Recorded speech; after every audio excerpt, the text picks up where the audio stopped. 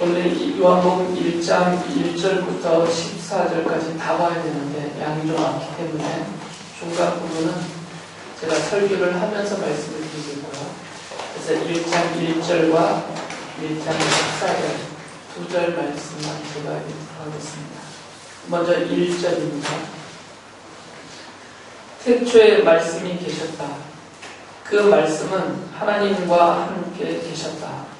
그 말씀은 하나님이셨다. 14절입니다. 그 말씀은 육신이 되어 우리 가운데 사셨다. 우리는 그의 영광을 보았다. 그것은 아버지께서 주신 외아들의 영광이었다.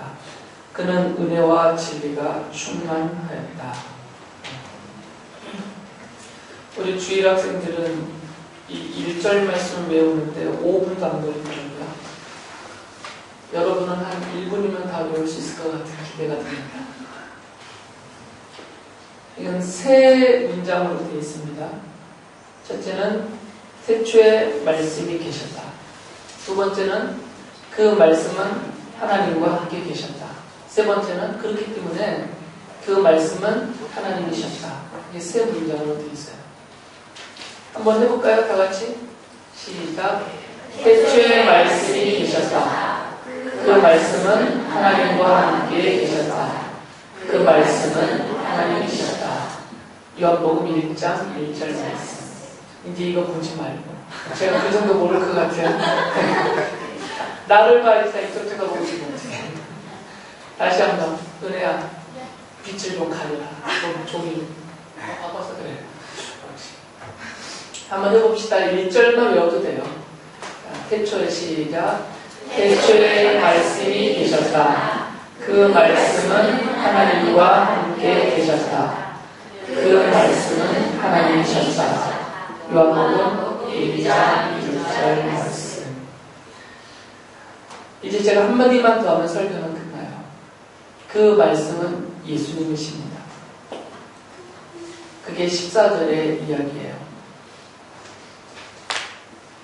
인간의 몸으로 이 땅에 오신 바로 그 하나님이 태초부터 이 온 우주가 만들어지기 그 이전부터 하나님과 함께 계셨던 바로 하나님이시다라는 사실이고요. 그 하나님이신 예수께서 이 땅에 오셨고 나를 위해서 십자가에서 죽음을 대신하여 당하여 주셨습니다. 이게 지금 이 사도 요한이 복음서에서 하고 싶은 이야기입니다. 근데 이렇게 설교 끝나면 너무 또 허전하잖아요. 기다리는 보람도 없고. 그래서 이 내용을 조금만 풀어서 더 설명을 해드리도록 하겠습니다. 우리가 그 오후에 성경 개론 공부할 때 이 사복음서를 이야기하면서 앞에 있는 마태, 마가, 누가복음 이 세 복음은 네 글자로 무슨 복음 이렇게 한다고 했죠? 뭐라고 그랬어요? 공관복음이라고 불렀고 이 네 번째 복음서인 요한복음은 거기에 포함시키지 않았어요. 포함시키지 않았다는 이유는 전혀 다른 말을 했다라는 게 아니고 마태나 마가나 누가나 요한이나 이 네 분은 똑같이 예수님을 보고 그 예수님이 하신 말씀을 듣고 또 예수님이 하신 일들을 목격하면서 직접적이든 간접적이든 그것을 기록으로 남긴 게 복음서인데 이 쓸 때 중심점을 어디다 두었냐에 따라서 마태, 마가, 누가 이 세 복음서와 네 번째 복음서인 요한복음서는 좀 다르다라는 말이에요. 좀 중심된 관점이 좀 다르다. 그래서 앞에 부분은 거의 비슷하고 관점이 그래서 공통된 관점으로 썼다 해서 공관복음서고 이 요한복음서 제4복음서만 별도로 구분하여서 떼어놓은 것입니다. 가장 큰 차이점은 뭐냐면 특히 마태나 누가의 경우는 예수님의 출생 자체에 대해서 길게 설명을 하면서 복음서를 시작을 해요.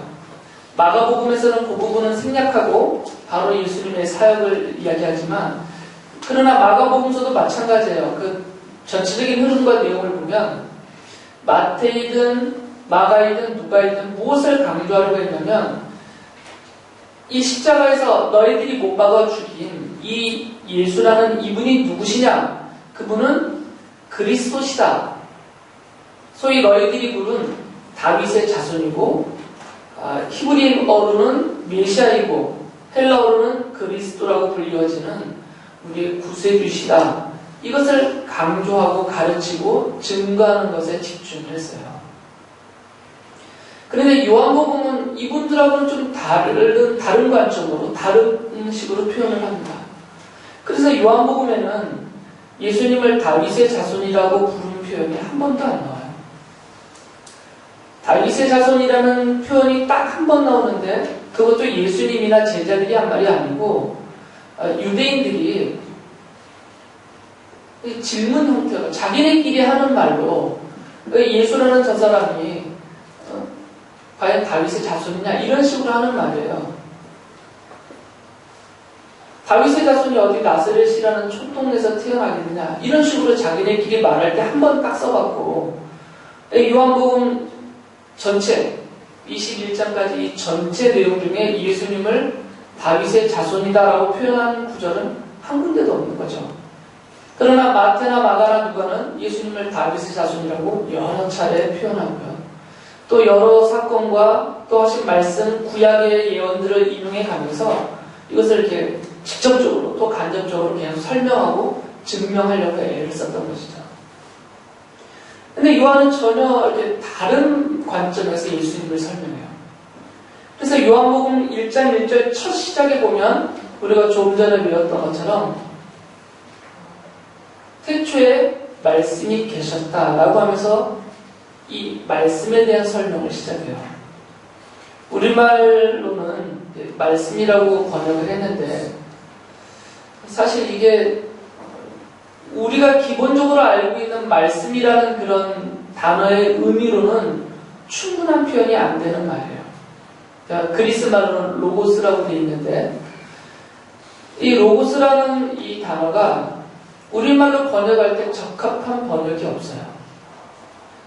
원래 로고스라는 이 말의 그 기원은 레고라는 이게 말하다라는 그리스어 동사에서 파생돼 나온 단어이거든요. 로고스가. 그래서 일반적인 용어로는 원리, 또 말해진 것,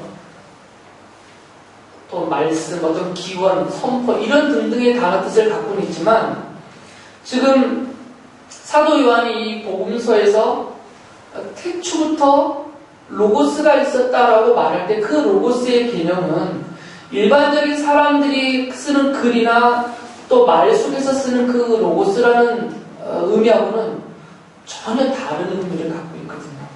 이게 철학적으로 깊은 의미를 갖고 있기 때문에 이것을 지금 이 시간에 다 설명해드리기도 부족하고 또 이것을 우리의 한국말로 번역해 놓는 것 자체가 그 의미를 충분히 담을 수 있는 번역이 없어요.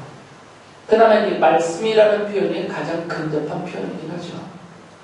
그래서 더 좋은 번역을 만약에 하려고 했다면 그냥 그대로 태초에 로고스가 계셨다. 이렇게 번역을 해 주었으면 아마 우리가 이 의미를 파악하는데 더 진지하게 더 많은 생각을 할 수가 있었을 거예요. 그런데 이런 배경을 모르거나 이런 설명을 들어보지 않은 채로 그냥 읽어버리면 이 말씀이라는 게 도대체 뭔가 막연해지기가 쉽다는 거죠. 그런데 이게 우리는 그렇다면 이 사도 요한이 태초에 예수님을 지금 말씀이라고 말하고 있으니까 로고스라고 이 로고스라는 이 의미를 요한은 어떤 생각을 가지고 예수님을 로고스라고 해서 대치해서 썼느냐 이것을 생각해 봐야 되는데 그러려면 그 뒷부분에 나오는 이 사도 요한의 설명을 들어봐야 돼요. 왜 사도 요한은 예수님을 로고스라고 표현을 했는지 그 이유를 어떤 철학적인 배경으로 따지면 안 되고요. 언어 사전에서 그 의미들을 찾아서 이런 뜻이구나 해서 이렇게 나오면 안 됩니다. 철학적인 그 의미가 깊기 때문에 또 많은 내용들이 있기 때문에 사도 요한이 그것들을 한마디로 다 여기다 담진 않았을 거 아니에요. 성경은 항상 그렇습니다. 그 단어가 여러 뜻과 의미를 갖고 있으면 그 그 저는 문장과 문맥을 통하여서 그 저자는 이 많은 뜻 중에 무엇이라고 말하려고 하는지 그렇게 찾아봐야 되거든요. 그래서 여기서도 사도 요한이 예수님을 로고스라고 표현한 그 이유, 도대체 왜 예수님을 로고스라고 말했을까? 그 이유는 그 뒷부분에 나오는 설명을 보면서 찾아볼 수밖에 없는 것이죠. 그리고 그게 가장 합당한 해석의 방법이고요. 그 뒤에 보면 3절에 이렇게 말하죠.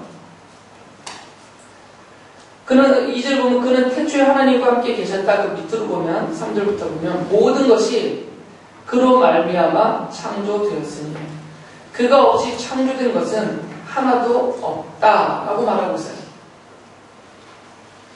지금 이 로고스는 누구냐면 창조주다라는 표현이에요. 온 우주에 존재하는 모든 만물이 이 로고스로부터 나왔다. 로고스에 의하여서 다 만들어진 것이다. 창조된 것이다. 이렇게 말하고 있어요.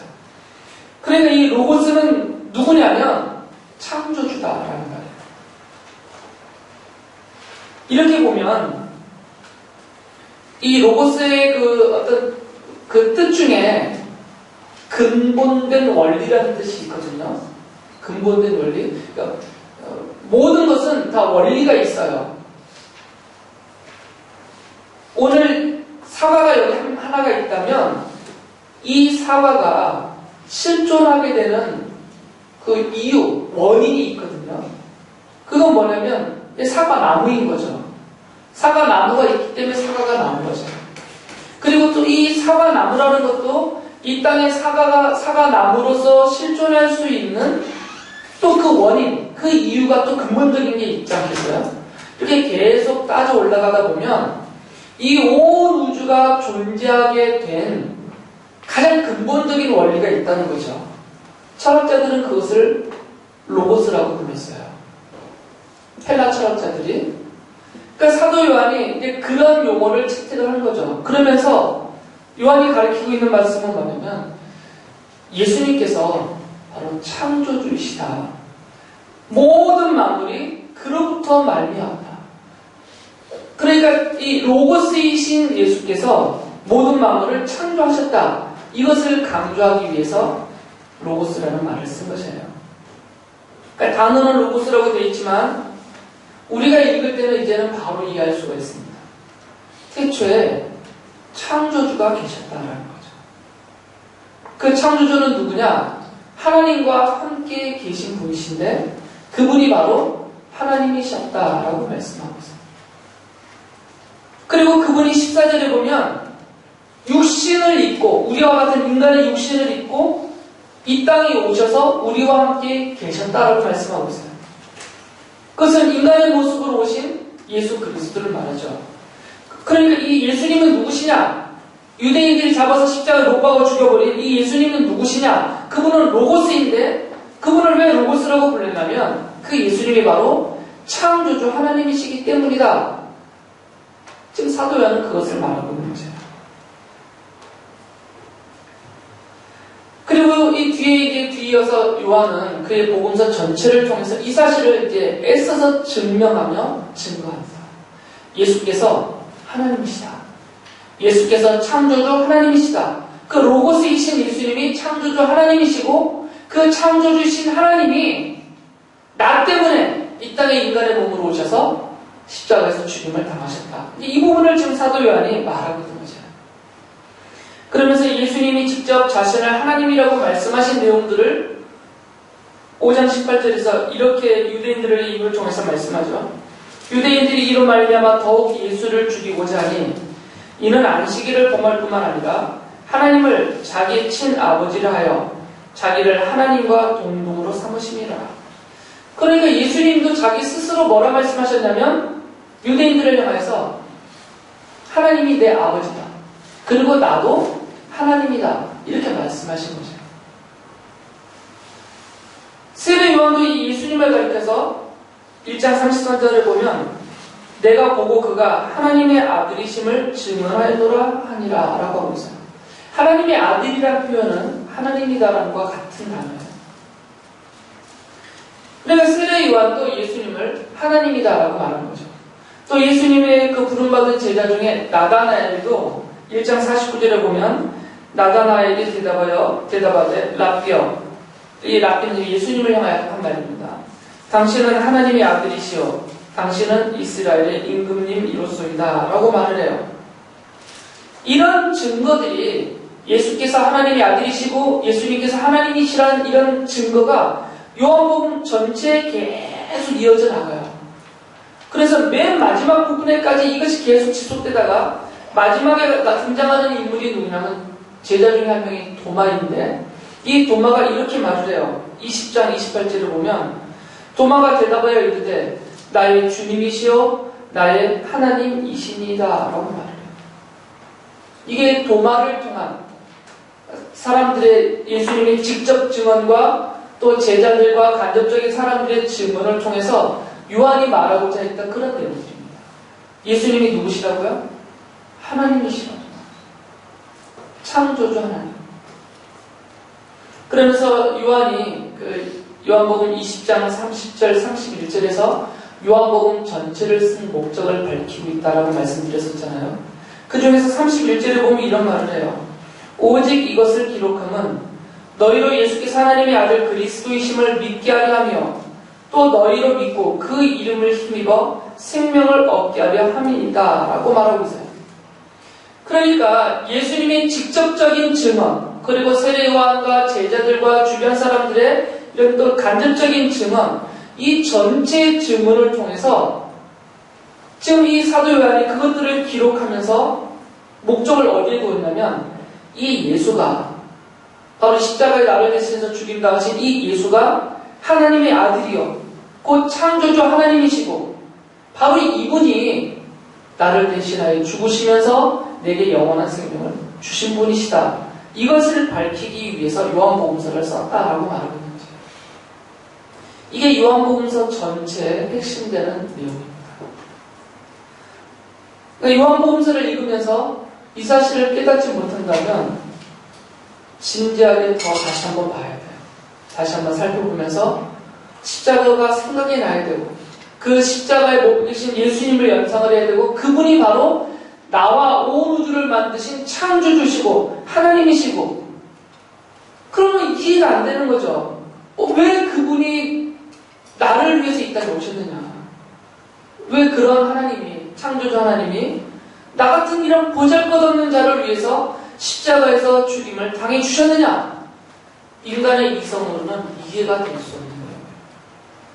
이해가 될 수 없을 때 우리는 어떻게 되냐면 감격하게 되는 겁니다.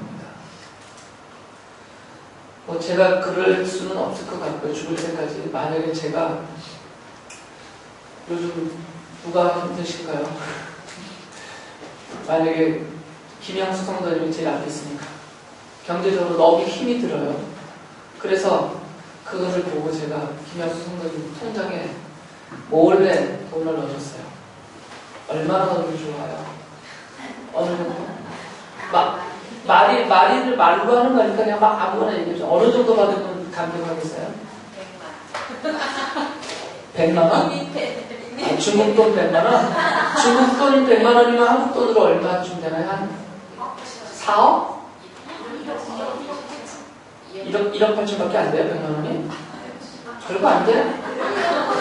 말이 좀 더 크게 하지. 좋아요. 그러면 제가 성도님 통장에 한국 돈으로 1,000억 넣어드릴게요.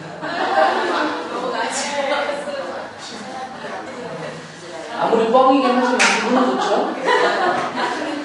이해가 될 수 없는 일이에요. 아니 단돈 100만 원만 내가 그냥 보내줘도 잘 이해가 안 되죠. 왜 나한테 이걸 보내느냐. 우리 사이에서 보낼 수 있겠지만 나는 내가 모르는 어느 누구가 갑자기 나를 어려움을 알고 나를 돕기 위해서 예상할 수도 없었던 아주 큰 도움을 베풀어주면 이거는 이해의 차원을 넘어서는 거거든요. 이해의 차원을 넘어서는 어떤 은혜를 입으면 우리의 반응은 뭐냐면 감격하게 돼 있어요. 눈물이 쏟아지고 콧물이 흐르고. 그러니까 요한복음을 읽으면 이건 이해가 되지 않는 말이에요. 우리 이해 수준을 넘어선 말이란 말이에요. 창조주신 하나님이, 나를 창조하신 그 하나님이 지금 내 모양을 보니까 정말 부끄러울 것밖에 없는데, 정말 형편없는 나인데, 그런 나를 위해서 인간의 몸으로 이 땅에 오시고 나를 대신해서 십자가에서 내가 받을 벌을 대신 받고 죽으셨다. 이 사실이 이건 이해가 될 수 없는 일이거든요. 근데 이게 믿어지기 시작하면 그때는 어떤 반응이 난다고요? 감격할 수밖에 없는 거죠. 과거에 그런 경험을 하신 분들이 많이 있을 겁니다. 저도 그런 경험을 했고요. 이 복음을 깨달았을 때 정말 예수님께서 나를 대신해서, 이 창조주 하나님이신 그리스도가 나를 대신해서 나를 살리기 위해서 영원한 생명을 주기 위해서 십자가에서 죽으셨다는 사실이 처음 깨달아졌을 때는 정말 감격되어져서 알 수 없는, 설명하기 어려운 그런 눈물을 밤새 쏟았단 말이에요. 지금은 다들 힘이 지긴 했겠지만, 요한복음을 진작에 읽으면 이런 반응이 우리 안에서 서서히 올라오게 되어져 있습니다. 지금 내게 위로가 되는 말이 뭐냐, 이렇게 보지 말고요. 지금 나를 향한 하나님의 뜻이 이 안에 뭐가 있을까, 이런 거 찾지 말고, 사도 요한이 왜 요한복음을 썼을까? 그리고 하나님은 사도 요한을 통해서 요한복음을 쓰게 하시고 그것을 지금 나로 하여금 읽고 듣고 보게 하신 그 목적이 뭘까를 갖고 보면 이런 벅찬 감격에 빠지게 된다는 거죠. 그러면 우리가 예수님께서 창조주 하나님, 바로 로고스라는 사실은 요한의 글을 통해서 분명히 우리가 확인할 수가 있었어요. 그럼 그분이 왜 오셨냐가 알아야 되겠죠. 왜? 우리에게 뭔가 주시러 오셨다라고 성경은 말하고 있죠. 그럼 요한이 직접 말씀했어요. 1장 9절에 보면 참 빛이 있었다. 그 빛이 세상에 와서 모든 사람을 비추고 있다. 그는 세상에 계셨다. 그러니까 지금 참 빛은 곧 바로 앞에 부분을 보면 생명의 빛이라고 되어 있는데, 예수님께서 생명의 빛으로 이 세상에 와서 우리 가운데 계셨다라고 말하고 있어요. 그러면서 1장 14절에 보니까 아까 말씀드린 것처럼 말씀이 육신이 되어 우리 가운데 거하심에라고 말하고 있어요. 분명히 우리 가운데 계셨단 말이에요. 안 계셨는데 계신 것처럼 거짓을 말씀하신 것도 아니고, 환상처럼 확 왔다 가신 것도 아니고, 분명히 우리에게 오셔서 1장 9절에서 그는 세상에 계셨다라고 말하고 있고, 1장 14절에서는 말씀이 육신이 되어 우리 가운데 거하셨다라고 말하고 있어요. 그러니까 예수님께서 분명히 인간의 몸을 입고 이 세상에 오셔서 우리 가운데 실제로 사셨다라는 말이에요.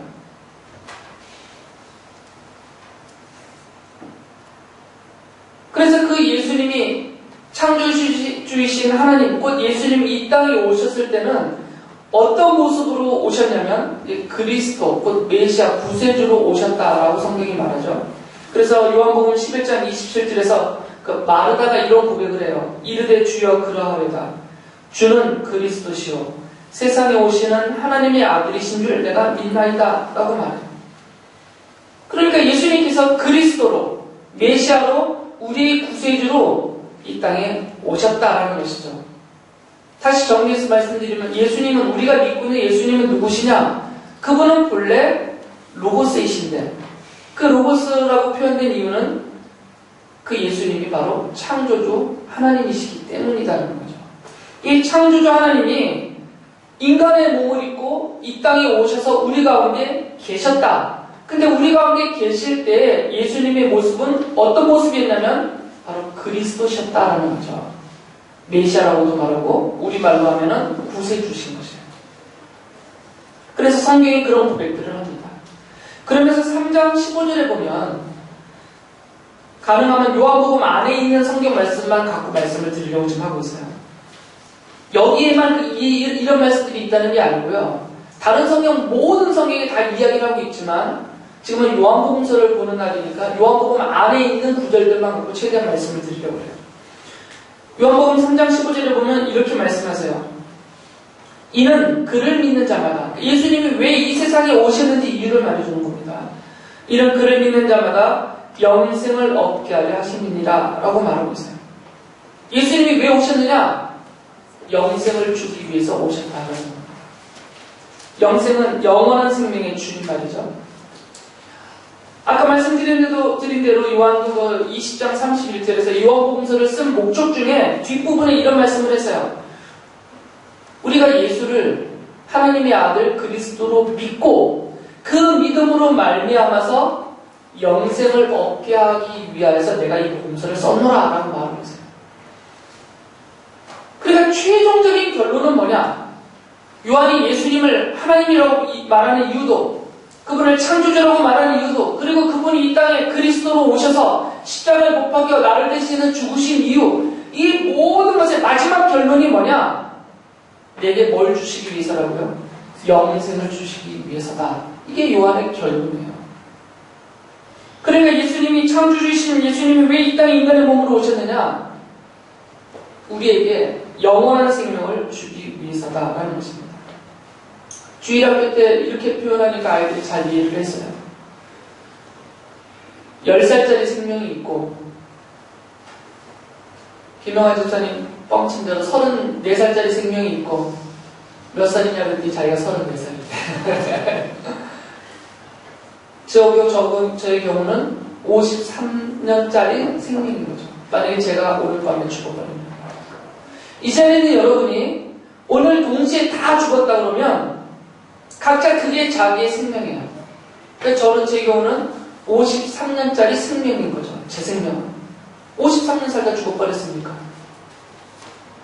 이 땅에 있는 모든 생명은 이렇게 유한한, 제한된 생명이에요. 얼마짜리 생명이란 말이죠.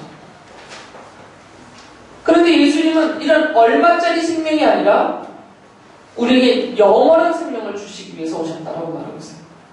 모든 인간이 죄를 지고 그 죄의 형벌로 인하여서 다 죽음을 맞게 되어 있습니다. 영적으로도 죽어버리고 육체적으로도 죽게 돼버리고 죽음 이후에는 영원한 죽음인 지옥이 떨어지게 되어 있어요. 지옥에서 영원한 죽음의 고통을 당하고 있는 것은 이것은 살았다라고 말할 수 없는 영원한 지옥의 형벌이에요. 영원한 죽음이다라고 해서 성경이 말하죠. 그러니까 이렇게 유한한 제한된 인생을 살고 있단 말이에요, 우리가. 그런데 예수님은 우리에게 영원한 생명을 주시겠다라고 말씀하셨어요. 그 영원한 생명을 주기 위해서 오셨다라고 말합니다. 10년짜리, 20년짜리, 50년짜리 인생이 아니라 수를 셀 수 없는 그 끝이 없는 영원한 죽음을 보지 않는 그 영원한 생명을 우리가 살게 하기 위해서 오셨다라는 말씀을 하셨어요.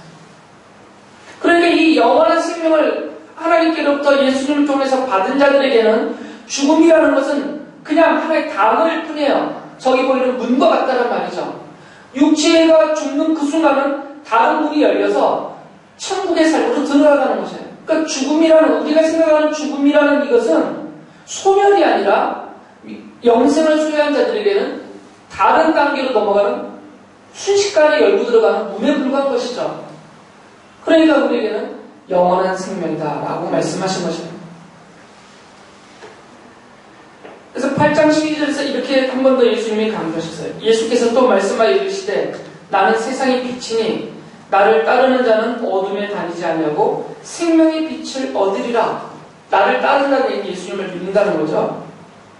그리고 10장 10절에서 이렇게 말씀하셨어요. 도둑이 오는 것은 도둑질하고 죽이고 멸망시키려는 것뿐이요 내가 온 것은 양으로 생명을 얻게 하고 더 풍성히 얻게 하려는 것이니라 라고 말씀하세요. 우리를 양이라고 부르시죠? 예수님이 이 땅에 오신 이유는 요한은 계속해서 반복해서 이런 얘기를 하세요. 생명을 주기 위해서다. 잠깐의 생명이 아니라 영원한 생명을 주기 위해서 오셨다. 이렇게 말씀하고 있어요. 요한이 우리에게 예수님을 믿으라라고 말하는 이유도 여기 있는 거죠. 예수님을 믿어야만 영원한 생명을 받을 수가 있기 때문에요. 3장 16절 여러분이 잘 아는 유명한 구절이죠. 하나님이 세상을 이처럼 사랑하사 독생자를 주셨으니 이는 그를 믿는 자마다 멸망하지 않고 영생을 얻게 하려 하시니라. 하나님이 예수님을 이 땅에 인간의 몸으로 가시도록 하신 그 목적이 뭐냐? 우리에게 영생을 주기 위함이다 라고 말하고 있어요. 이야기는 끝도 없습니다. 요한복음 안에 가득 차 있어요. 예수님이 이런 말씀도 하셨어요. 5장 39절에 보면 너희가 성경에서 영생을 얻는 줄 생각하고 성경을 연거거니와 이 성경이 곧 내게 대하여 증언하는 것입니다. 왜 성경을 보느냐? 그 성경을 통해서 영생을 혹시 얻을까 하고 본단 말이에요. 그런데 그 성경은 누구 얘기를 하냐면 예수님에 대해서 이야기하는 책이다라는 것이고요. 그러니까 이 예수님 안에서만 영생을 얻을 수가 있다는 것입니다. 그런데 안타까운 말씀을 뒤이어서 40절에서 이렇게 하셨어요. 그러나 너희가 영생을 얻기 위하여 내게 오기를 원하지 아니하는도다. 창조주 하나님께서 우리에게 영생을 주러 이 땅에 오셨지만 이 세상은 그 예수님을 거절하고 받아들이지 않는단 말이에요. 그래서 1장 11절에 이렇게 말씀하셨어요. 그가 자기 땅에 오셨으나 그의 백성은 그를 맞아들이지 않았다라고 말합니다. 생명을 주러 오셨는데, 영생을 주러 오셨는데 그것을 거절한단 말이에요. 예수님을 거절하고 예수님이 주시라는 영생조차도 필요 없다라고 하고 있는 거죠. 왜 이런 일이 벌어질까요? 왜 이 사람들은 예수님이 내게 주시는 영생을 받아들이지 않고 거절할까요? 그것은 모르기 때문입니다. 1장 10절에 보니까 이런 말씀하세요. 세상은 그를 알아보지 못하였다. 왜 예수님을 거절했느냐? 세상은 그분이 누군지를 알아보지 못했다는 것이에요. 그분이 창조주 하나님이라는 것을 몰라서요. 오직 그분에게만 생명이 있다는 것을 몰랐고 그분으로부터 모든 생명이 공급된다는 것을 모르고 오직 예수님 안에서만 영생을 얻을 수 있는 그런 유일한 분이라는 자체를 모르기 때문에 그 예수를 받아들일 수가 없었다라는 것입니다. 모르니까 받아들일 수가 없는 것이죠. 사람들을 겉모습만 보고 함부로 판단할 때 우리가 범하는 실수와 똑같은 것이에요. 예수님이 하나님이시라는 것을 그들이 알아보지 못한 것이죠. 그런데 12절에 보면 이런 말씀이 있어요. 그러나 그를 맞아들인 사람들, 곧 그 이름을 믿는 사람들에게는 하나님의 자녀가 되는 특권을 주셨다. 그리고 그들에게 영원한 생명을 주셨다라고 말씀하고 있어요. 창조주 하나님이 이 땅에 오셨는데 그리스도로, 예수 그리스도로 이 땅에 오셨는데 사람들은 알아보지 못하고 거절했어요. 예수님을 거절하고 예수님이 주는 영생을 받지 못하였어요. 그런데 그 와중에 어떤 일부분의 사람들만 예수님을 알아보고 예수님을 영접하고 하나님의 자녀가 되어서 영생을 소유하게 되었다는 것이죠. 그러니까 요한복음은 1장에서부터 마지막 장까지 오신 예수님을 중심으로 해서 두 갈래의 분류가 생겨버렸어요. 한 부류의 사람들은 예수님을 알아보지 못하는 사람들, 그래서 영생을 얻지 못한 사람들. 또 한 부류의 사람들은 비록 소수로 시작됐지만, 제자들 몇 명 소수로 시작됐지만 점점 확대되져 가지고 복음에서도 이들은 예수님이 창조주 하나님이시라는 것을 알아본 사람들이에요. 그리고 그분 안에 영생이 있다는 것을 알아본 사람이고, 그래서 그분을 메시아로, 그리스도로, 하나님으로 믿고 받아들인 사람들이고, 그래서 하나님의 자녀 되어서 영생을 소유한 사람이죠. 이렇게 구분이 됩니다. 둘로. 그럼 도대체 이분들은 어떻게 알아봤냐 이것이죠. 이들은 눈이 좋아서 알아본 것도 아니고, 공부를 많이 해서 알아본 것도 아니고, 성경을 열심히 연구해서 알아본 것도 아니고, 도대체 이들은 어떻게 그들의 눈앞에서 있는 예수라는 이 젊은 분이 창조주 하나님이시라는 것을 어떻게 알아봤냐 이것이에요. 그리고 이들은 어떻게 그것을 믿을 수가 있었느냐? 무슨 방법으로? 요한은 그 대답을 이렇게 줍니다. 1장 13절에 보면 이는 그 이유를 말하는 거죠. 혈통으로나 육정으로나 사람의 뜻으로 나지 아니하고 오직 하나님께로부터 난 자들이다 라고 말해요. 무슨 말이냐면 사람의 지혜, 사람의 어떤 학습, 공부, 사람의 가르침, 이런 것들을 통해서는 깨닫지 못한다 그 말이에요. 알아보지 못한다는 거죠. 그런 것들로 이들이 예수님 믿고 하나님 자녀 된 것이 아니다라고 말하고 있어요. 오직 이들은 어떻게 하나님의 자녀가 되었느냐? 하나님이 낳았다라고 말하죠.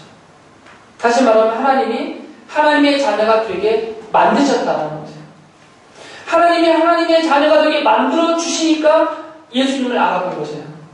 창조주.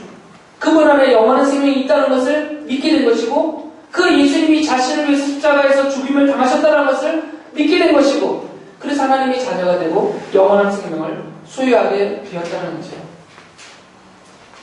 예수님은 요한복음 6장 38절에서 이런 말씀을 하셨어요. 내가 하늘에서 내려온 것은 내 뜻을 행하려 함이 아니요 나를 보내신 이의 뜻, 곧 하나님의 뜻을 행하려 함이니이다. 예수님이 오신 것은 아예 처음부터 하나님의 뜻이다라는 거죠. 예수님을 이 땅에 인간으로 태어나서 십자가에 못 박혀 죽임을 당하게 하신 이 모든 것은 하나님의 정하신 뜻이고, 이 하나님의 뜻 속에 무엇이 포함되어 있었냐면 그분을 알아보게 할 자들을 정해놓으신 거죠. 미리 정해놓으시고 예수님이 오셨을 때 그들의 눈을 여셔서 예수께서 창조주 하나님이시라는 것을 알게 만들어주셨어요. 믿게 만들어줬고요. 그래서 그들이 하나님의 자녀가 되게 만들어주신 거죠.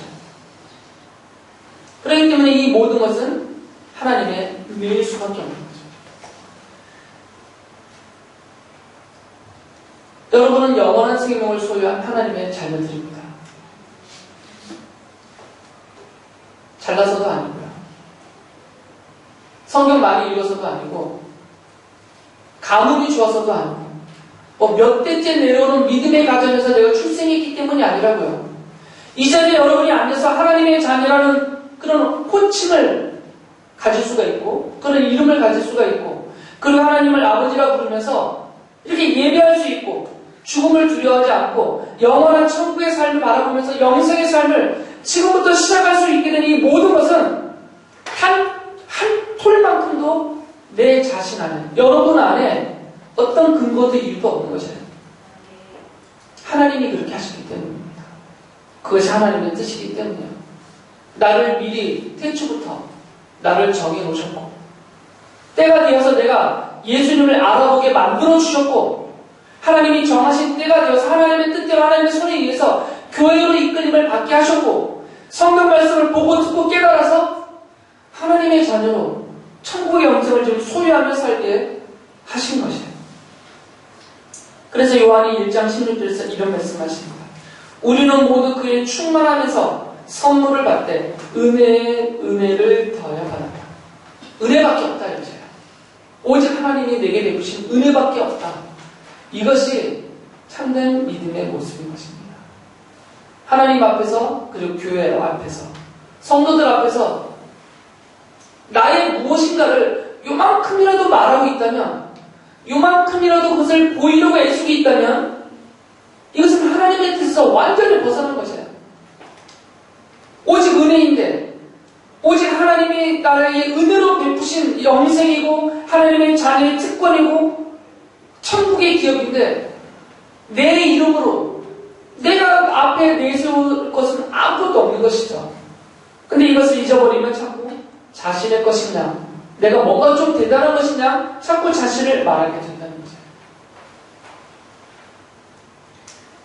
그래서 이같이 하나님의 자녀로 영생을 소유한 자들을 향해서 예수님이 이런 말씀을 하셨어요.